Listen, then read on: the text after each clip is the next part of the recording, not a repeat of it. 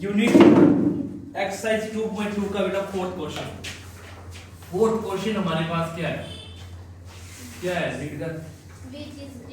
Which is greater, कौन बड़ा है, ठीक है। तो हमारे इसका फर्स्ट पार्ट में दिया हमारे पास 2/7 ऑफ 3/4 और 3/5 ऑफ 5/8। इन दोनों में बताना है कौन सा बड़ा है। सबसे पहले इसको सॉल्व करते हैं। 2/7 इज इक्वल टू, ऑफ का मतलब क्या होता है मल्टीप्लाई 3/4। साथ ही में हमारा क्या है, और हमारे पास क्या है 3/5 मल्टीप्लाई बाय 5/8। देखो एक तो होता है, हम इसके क्या करते हैं, इसको जब सिंपलेस्ट फॉर्म लोएस्ट फॉर्म में हम करते हैं तो इन दोनों मल्टीप्लाई करके हम कट करते हैं। एक तुम यहाँ पे भी देख सकते हो, सर शॉर्टकट होता है ये हमें सॉल्व करने का सबसे इजी तरीका कि हम यहीं पे ही कट करते हैं फ्रैक्शन को। तो बताओ यहाँ पे किस से कौन कट रहा है, नीचे से ऊपर करना चाहिए, चाहे इस साइड को कटे चाहे इस साइड को कटे, नीचे से ऊपर को। 2 और 4, 2 1 ज़ा 2, 2 2 ज़ा 4। समझ गए। यहाँ पे क्या करना है 5 1 ज़ा 5, 5 1 ज़ा 5। सिंपल है। अब हमारे पास क्या गया 1 3 ज़ा 3, 7 2 ज़ा 14। हाँ अगर तुम मल्टीप्लाई करते जैसे यहाँ पे 6/28 आता, फिर तुम सोचते सर 3 2 10 किससे जाता है ये, फिर तुम कहते 2 से जाएगा, 2 3 6, 2 4 10 ऐसे करते तभी वही आता आंसर। पर हम अगर हम यहीं पे आसान से कर दें तो बहुत इजी, ठीक है। 3/14 और 3/14 और इसमें क्या आ गया 3 1 ज़ा 3 और 8 1 ज़ा 8। अगर न्यूमरेटर हमारा बेटा सेम होता है, अगर हमारा न्यूमरेटर सेम है, ये होता है न्यूमरेटर का ऊपर का, तो डिनोमिनेटर का देखते हैं हम कौन सा छोटा है, कौन है छोटा डिनोमिनेटर 8 है ना, तो ये हमारा बड़ा होगा। एक और तरीका बताता हूँ इसका करने का, अगर तो नहीं लग रहा है, अगर कोई शेप बना रहा हूँ इसमें मैं 14 ऐसे बॉक्स बना रहा हूँ और 3 को कर रहा हूँ शेड, और इसमें मैं 8 बना रहा हूँ और 3 को कर रहा हूँ शेड, तो कौन सा बड़ा होगा, यही लग रहा है ना बड़ा, समझ रहे हो। तो हमारा ये बड़ा होगा। अगर न्यूमरेटर हमारा सेम है तो हम देखेंगे जो जिसका डिनोमिनेटर हमारा छोटा होगा वो साइड हमारी बड़ी होगी, समझ रहे। अब हमारा इसका सेकंड पार्ट है, हमारे पास है सेकंड पार्ट 1/2 और 6/7 और 2/3 ऑफ 3/7। यही है। सबसे पहले क्या किया हमने, इक्वल टू ऑफ को हटाया 1/2 मल्टीप्लाई बाय 6/7 और हाँ एक लाइन तुम और कर सकते हो ऐड, 3/8 इसका आंसर आया है, तो तुम एक नीचे लिख सकते हो 3/5 और 5/8 इज ग्रेटर, ठीक है। 3/5 और 5/8 इज ग्रेटर। हाँ 2/3 ऑफ मतलब मल्टीप्लाई बाय 3/7। देखो इस वाला 2 से 2 1 ज़ा 2, 6 का क्या बन गया 3 और 3 1 ज़ा 3 और 3 1 ज़ा 3 कट गया। इससे क्या हुआ, हमें जो आसान बन गया, जो हम बाद में मल्टीप्लाई करेंगे फिर कट करेंगे, हम पहले हमारा आसान सा बन गया। तो हमारे पास क्या आ गया 3 1 ज़ा 3, 7 1 ज़ा 7 बैठ जा, और छोड़ो लिखेंगे बहुत 2 1 ज़ा 2, 7 1 ज़ा। और जब कभी ऐसा होता है कि जो हमारा डिनोमिनेटर हमारा सेम हो तो जो न्यूमरेटर होता है वो बड़ा होना चाहिए, उल्टा होता है। देखो न्यूमरेटर अगर हमारा सेम होता है तो हम छोटा देखते हैं डिनोमिनेटर, अगर डिनोमिनेटर सेम है तो हम न्यूमरेटर बड़ा दिखते हैं, ठीक है। तो हमारे पास आ गया ये, समझ गए क्यों आया, इसके लिए समझा सकता हूँ। जैसे इस तरह से मैंने बनाई है शेप, ठीक है, ये 7 की गाड़ी मैंने शेप, ये बने हमारे 7 से। इसमें मैंने 2 बॉक्स को ही शेड किया और इसके मैंने 3 बॉक्सों को शेड किया। कौन बड़ा लग रहा है? ये लग रहा है ना, तो हम इसको फिर ऐसे भी समझ सकते हैं। बाकी मैंने जो तुम्हें रूल बताया अगर डिनोमिनेटर सेम है अगर फिर हम न्यूमरेटर का बड़ी नीचे देखेंगे। समझ गए? 2 रूल है इसके, समझ आ गए? अब हम लिख सकते हैं इसको 3/7 बड़ा है तो कहां से आया? वो यहां से आया, तो हम लिख सकते हैं 1/2 is equal two of 6/7 is greater. बोलो समझ आया? समझ आया?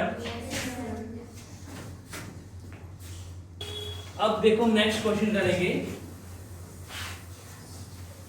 फास्ट रीड करो क्वेश्चन।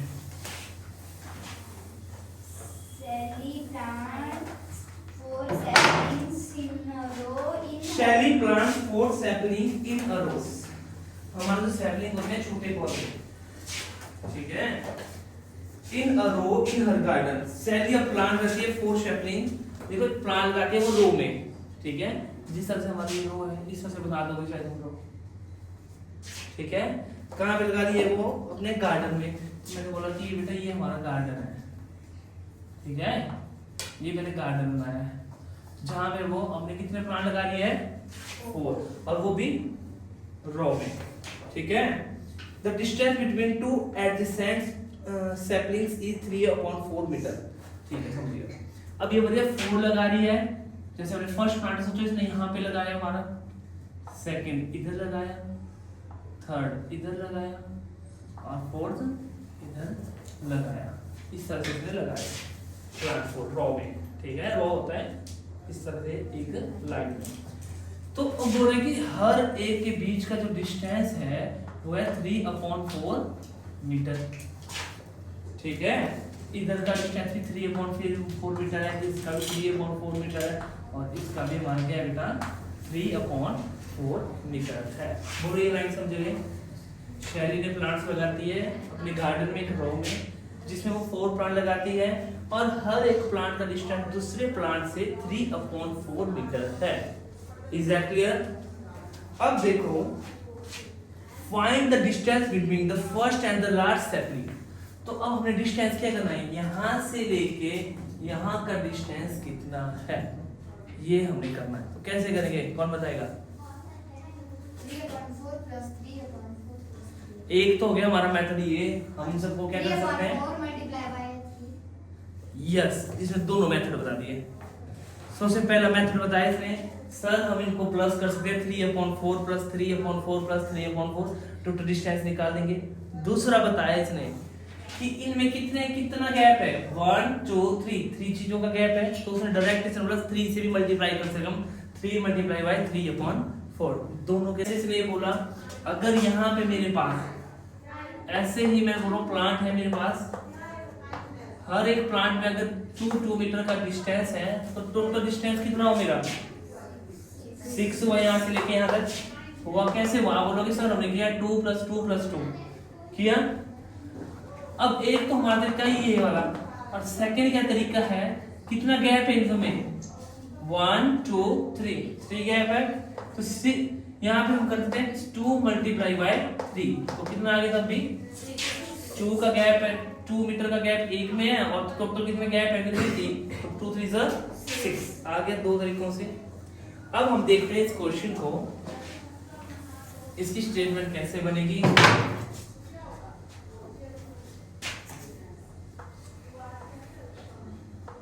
शैली प्लांट सैपलिंग इक्वल टू कितने कर रही है 4 सैपलिंग। यहां तक समझ गए? नेक्स्ट है द डिस्टेंस बिटवीन 2 एडजेसेंट, यहीं से लिखा मैंने पूरा डिस्टेंस, द डिस्टेंस पूरा सी मीटर स्टेटमेंट थी, द डिस्टेंस बिटवीन 2 adjacent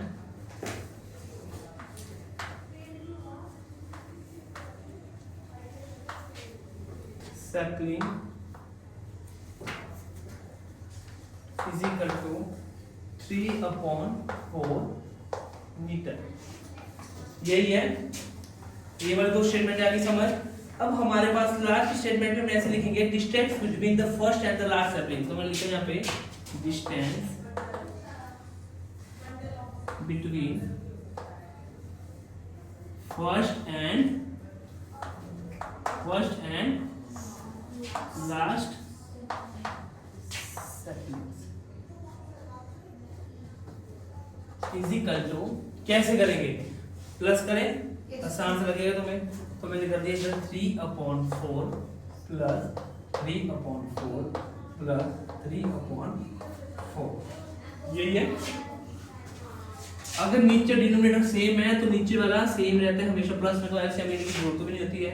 ऊपर जो भी है सबको प्लस करना है, 3 + 3 समझ गए। कितना आ गया हमारे पास 9/4 मीटर। एक तो ये आंसर आ गया।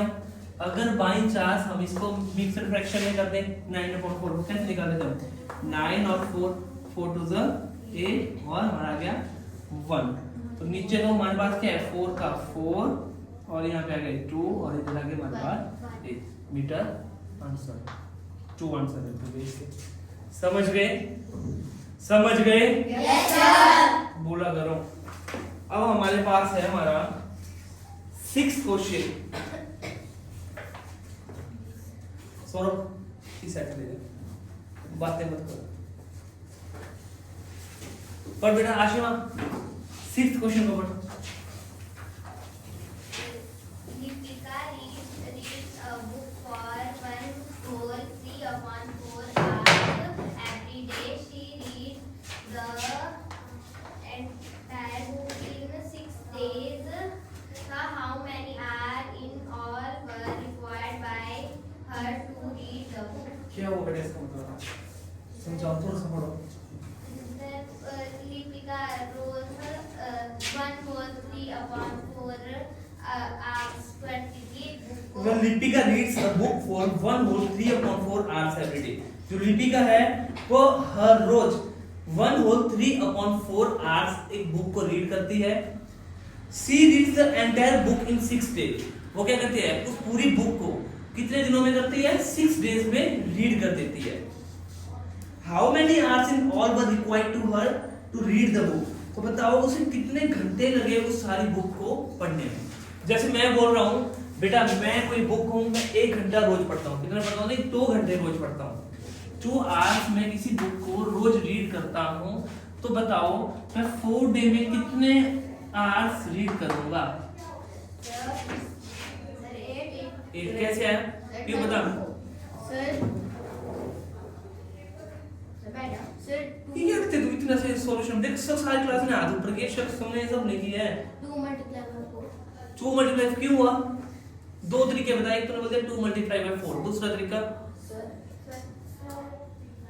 और आते बता 4 + 2 4 + 2 कहां से बोले हो रहा है सूर्यास, 4 + 4 कैसे वो 4 + 4 पढ़े रहेंगे हो। रुक जाओ 1 मिनट, क्या गया 2 को हम 4 बार प्लस करेंगे। यस 2 को हम 4 टाइम, अगर एक दिन में हम 2 आवर करते हैं तो दूसरे दिन भी 2 आवर करेंगे, थर्ड दिन भी 2 आवर करेंगे और फोर्थ दिन में भी 2 आवर गए। दूसरा सीधे हम 4 डेज है और 2 आवर्स करते हैं वन डे में, तो 4 × 2 = 8 आ रहा है ना दोनों करके। दोनों हमारे पास सॉल्यूशन, आप किसी सॉल्यूशन से कर सकते हो। फिर तो अपना ध्यान रख, अपना माइंड को एकदम से रख। क्लास में बैठो सब। अब हमारे पास है इसका 6th क्वेश्चन। तो मैं लिखा है पे Lipika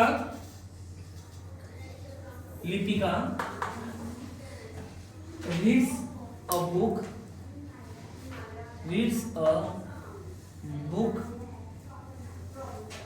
every day is equal to 1 whole 3/4 hours। समझ गए। ये फर्स्ट स्टेटमेंट कि लिपिका हर एक दिन कितनी बुक पढ़ती है, 1 whole 3/4 hours पढ़ती है। She reads the entire book in 6 days। तो मेरे को she read को वहीं से डालो पूरी स्टेटमेंट एंटायर बुक। तो पूरी बुक कितने दिन में पढ़ती है, इज इक्वल टू 6 पेज में वो पूरी पढ़ लेती है 6 पेज में। अब है हमारे पास how many hours in all were required by her to read the book. तो मैंने लिखा है यहाँ पे नंबर ऑफ आवर्स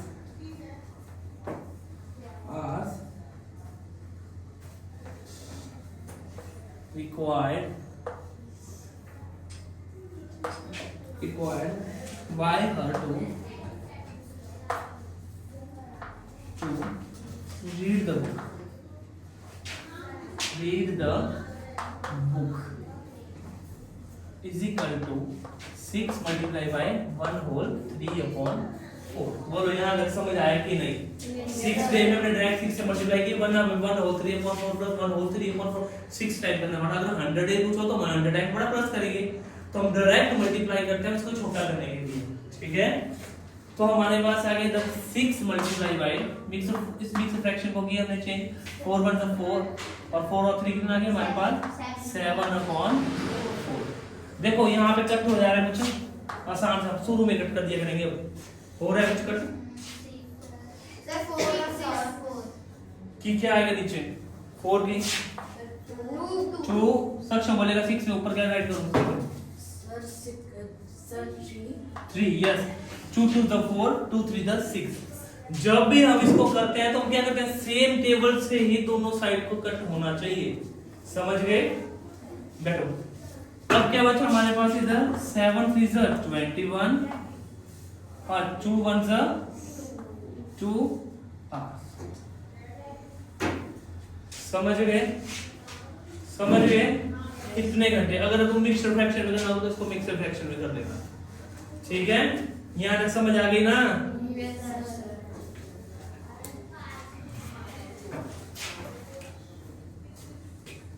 क्वेश्चन है हमारे पास a car runs 16 kilometre using 1 litre of petrol. वैसे क्वेश्चन सारे बड़े इजी है। How much distance will it cover using 2/3/4 litres of petrol. अगर एक कार है वो 1 लीटर में 16 किलोमीटर डिस्टेंस कवर कर रही है तो वो 2 लीटर में कितने करेगी 32। 1 लीटर में 16 करे तो 2 लीटर में क्या होगा 16 × 2 = 32।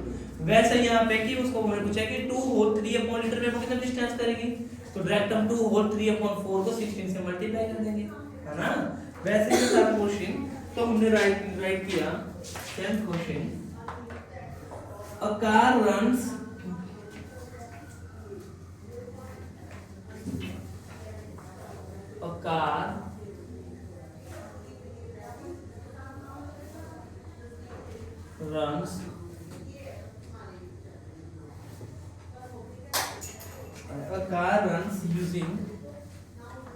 using 1 liter of petrol is equal to 16 kilometre. एक कार है वो 1 लीटर पेट्रोल का यूज करके कितना कर लेती है 16 किलोमीटर रन कर देती है, ठीक है। 16 किलोमीटर चल पड़ती है, ठीक है, समझ गए। अब है how much distance will it cover using 2/3/4 litre of petrol. तो मैंने लिखा है यहाँ पे टोटल डिस्टेंस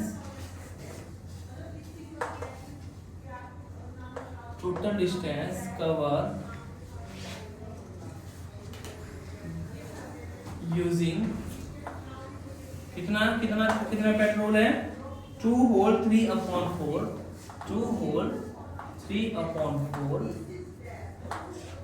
लीटर। पूरा अगर तुम यार मेरे को बार लिखना पड़ता है नीचे ऑफ पेट्रोल कितना चलेगी है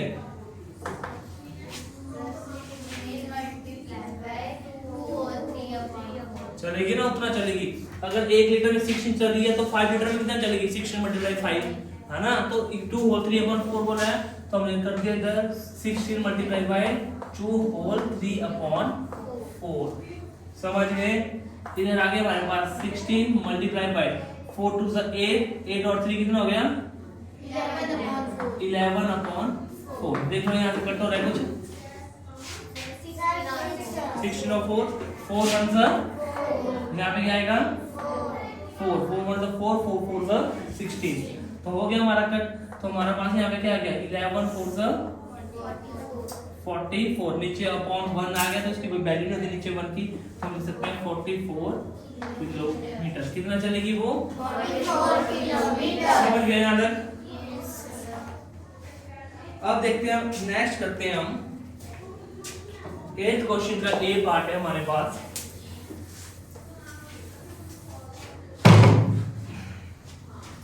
Provide the number in the box such that 2/3 multiply is equal to dash 10/30। देखो यहाँ पे है हमने बताना इस बॉक्स में क्या आएगा। फर्स्ट है 2/3 मल्टीप्लाई, यहाँ पे नहीं हमें पता क्या आएगा ना नीचे ना ऊपर, ठीक है। इजिकल टू और सामने हो रहा हमारे पास है 10/30। तो बताओ यहाँ पे क्या आएगा, कौन बताएगा। 5 आएगा नीचे 10। अच्छा इनसे तो बोलिए सर 2 5 10 आएगा और 3 10 30 आएगा। इसने आंसर बता दिया, पर कभी हमेशा सोचो कुछ बड़ा हो तो आप कैसे आंसर करोगे। तो इसका भी रूल है, हम 2 से इसको डिवाइड करेंगे 10 को। तो 2 को 10 से डिवाइड किया तो कितना आ गया 5, 3 को 30 से डिवाइड किया तो कितना आ गया 10। समझ गए। अब इसका सेकंड पार्ट क्या बोल रहा है हमारे पास कि the simplest form of the number obtain इन, जो हमारा इस फिलअप में नंबर आया उसको सिंपलेस्ट फॉर्म में राइट करो। तो 5/10 आया मेरे सेकंड पार्ट में, इसका बी पार्ट में 5/10 का सिंपलेस्ट फॉर्म क्या आया 1/2। 5 1 सा 5 और 5 2 सा 10 आ गया। उसी तरह से 8 का हमारा बी पार्ट का फर्स्ट पार्ट क्या होगा बता मेरे को। यहाँ पे 3/5 मल्टीप्लाई बाय यहाँ पे क्या आएगा डैश में और 24/75 सॉरी 5 देगा 3/5 और बता सर 8